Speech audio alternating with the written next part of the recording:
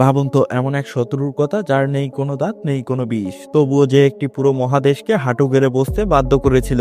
একটি এমন বিপদ যে প্রতি 3 মাসে নিজের সংখ্যা দ্বিগুণ করে ফেলতো, যে হাজার হাজার একর ফসলি জমি মাত্র কয়েকদিনের মধ্যে বানিয়ে দিত অনুর্বর, এবং যার সামনে সরকার পর্যন্ত হয়ে পড়ছিল অসহায়। কৃষকেরা সর্বশান্ত হয়ে গেছিল, আর বিজ্ঞানীরা শুধু একটাই প্রশ্ন করে যাচ্ছিলেন, একে থামানো যাবে কিভাবে। এবার ভাবুন, এই শত্রুকে থামাতে মানুষ কি করেছিল?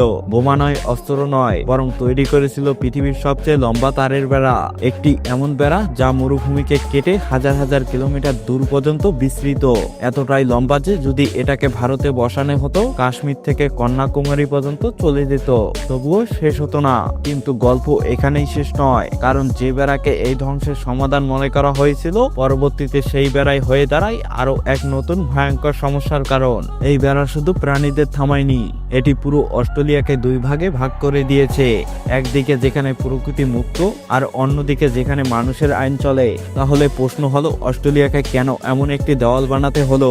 মাত্র 24টি প্রাণী থেকে এই ধ্বংস কিভাবে শুরু হয়েছিল? আর সত্যিই কি এই পৃথিবীর সবচেয়ে লম্বা বেড়া সফল হয়েছিল?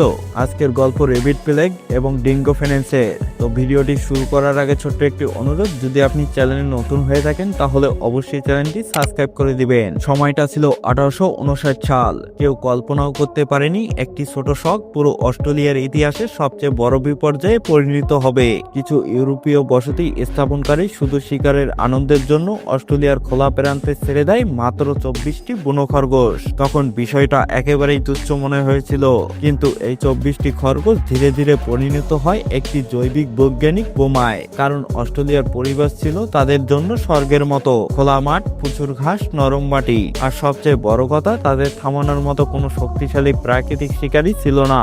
একটি মাদি খরগোশ বছরে প্রায় 6 বার বাচ্চা দিতে পারে, প্রতিবারে 3 থেকে 8টি, মানে এক জোড়া খরগোশ এক বছরে জন্ম দিতে পারে 30 থেকে 50টি নতুন খরগোশ। আর সবচেয়ে ভয়ঙ্কর বিষয় হলো, এই বাচ্চাগুলো মাত্র 3 থেকে 4 মাস বয়সেই নিজেরাই আবার বংশবিস্তার শুরু করে। এর মানে দাঁড়ায় প্রতি কয়েক মাসেই তাদের সংখ্যা দ্বিগুণ হচ্ছিল। চোখের পলকে 1860-এর দশকে খরগোশরা খামারের বেড়া ফেরাতে শুরু করে। 1870 সাল নাগাদ তারা পুরো চড়াগা উজাড় করে ফেলে।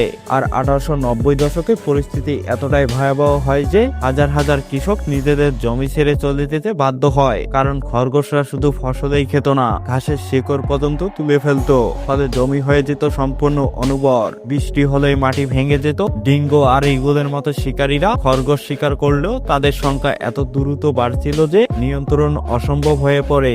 মাত্র 10 বছরের মধ্যে 24টি খরগোশ পরিণত হয় লক্ষে। আর প্রায় 40 বছরের মধ্যে অস্ট্রেলিয়ার খরগোশের সংখ্যা দাঁড়ায় 10 কোটিরও বেশি। ইতিহাসবিদরা একে বলেন অস্ট্রেলিয়ার সবচেয়ে ভয়ঙ্কর পরিবেশগত বিপর্যয়। এখান থেকেই শুরু হয় মানুষ আর প্রকৃতির সেই যুদ্ধ। সরকারের সামনে তখন একটাই প্রশ্ন, এই খরগোশদের থামানো যাবে কিভাবে? বিষ প্রয়োগ করা হয়, ব্যাপক শিকার চলে, এমনকি শিকার প্রতিযোগিতাও হয়, কিন্তু ফল হয় উল্টো। শেষমেশ বিজ্ঞানীরা সিদ্ধান্ত নেন, খরগোশ ধ্বংস নয়, তাদের ছড়িয়ে পড়া আটকাতে হবে। এভাবেই জন্ম নেয় রেবিট প্রুফ ফেন্স। 1901 সালে পশ্চিম অস্ট্রেলিয়ায় শুরু হয় এই বিশাল তারের বেড়া নির্মাণ। 45 ডিগ্রি তাপমাত্রা, মরুভূমি, ধুলোঝড়, পানির অভাব, সবকিছুর মধ্যেও কাজ চলে। আজকের মূল্যে এই বেড়ার খরচ দাঁড়ায় প্রায় 900 কোটি টাকারও বেশি। এবং অবাক করার মতো বিষয়, এই বেড়া সত্যিই কাজ করেছিল। খরগোশের বিস্তার ধীর হয়, কৃষকেরা স্বস্তির নিঃশ্বাস ফেলে, কিন্তু এটাই ছিল অর্ধেক সত্য। খরগোশ কমতেই নতুন বিপদ মাথাচাড়া দেয়। ডিঙ্গো, অস্ট্রেলিয়ার বুনো কুকুর, তারা ভেড়া ও গবাদি পশু আক্রমণ করে কৃষকদের কোটি কোটি টাকার ক্ষতি করতে থাকে।